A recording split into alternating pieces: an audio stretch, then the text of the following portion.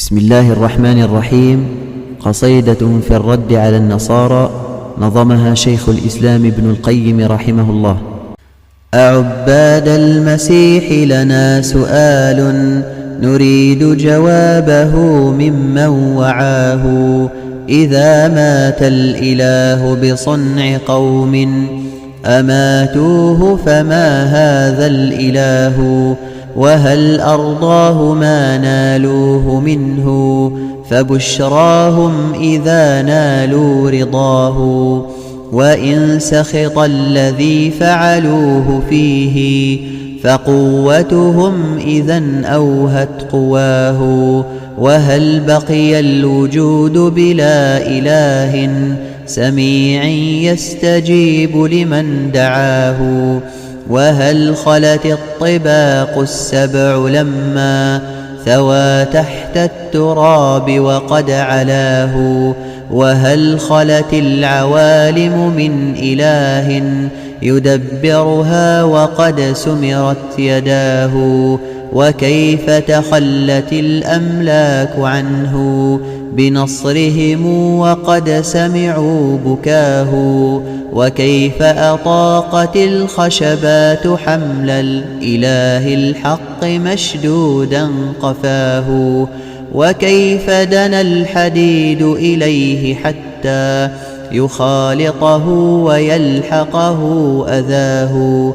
وكيف تمكنت أيدي عداه وطالت حيث قد صفعوا قفاه؟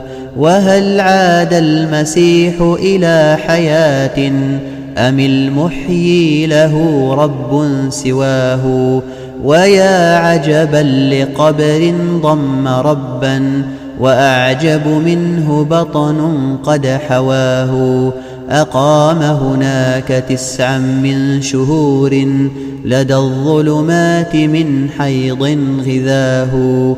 وشق الفرج مولودا صغيرا ضعيفا فاتحا للثدي فاه. ويأكل ثم يشرب ثم يأتي بلازم ذاك هل هذا إله؟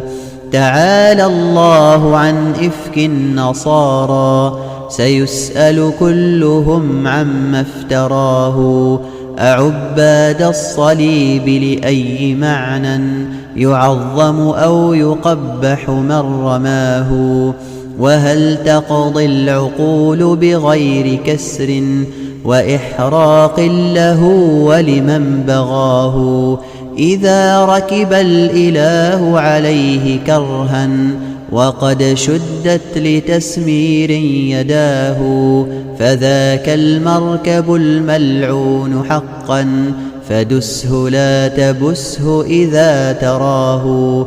يهان عليه رب الخلق طرا وتعبده فإنك من عداه. فإن عظمته من أجل أن قد حوى رب العباد وقد علاه. وقد فقد الصليب فإن رأينا له شكلا تذكرنا سناه. فهلا للقبور سجدت طرا لضم القبر ربك في حشاه. فيا عبد المسيح أفق فهذا بدايته وهذا منتهاه. فيا عبد المسيح أفق فهذا بدايته وهذا منتهاه.